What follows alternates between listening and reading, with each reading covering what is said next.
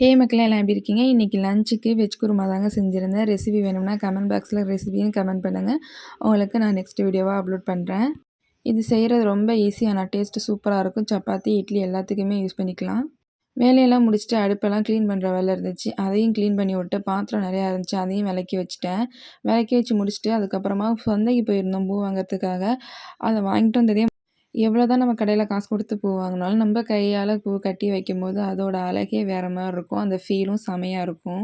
நான் சொன்னது உண்மையாக இருந்தால் ஆமாம் எஸ்ன்னு கமெண்ட் பண்ணுங்கள். அப்புறம் ஒருத்தவங்க கமெண்ட் பண்ணியிருந்தீங்க, ஏன் நாளே விளக்குல திரி போட்டு வச்சிடுறீங்க, அப்படி வைக்கலாமா சரியான்னு கேட்டிருந்தீங்க. அது சரியாக தப்பான்னு எனக்கு தெரியாது. இந்த மாதிரி பண்ணும்போது விளக்கு அழகாக நின்று எரியும். இந்த டிப்ஸ் வேணும்னா நீங்கள் ட்ரை பண்ணி பாருங்கள். உங்களுக்கு ஓகேவாக இருந்துச்சுன்னா நீங்கள் அதை ட்ரை பண்ணலாம், கண்டினியூ பண்ணிக்கலாம், தப்பே கிடையாது. இப்படி பண்ணும்போது விளக்கும் எண்ணெய் ரொம்ப இழுக்காது, ரொம்ப கம்மியாக தான் குடிக்கும். வீடியோ பிடிச்சா லைக் அண்ட் ஷேர் பண்ணிடுங்க. பாய்.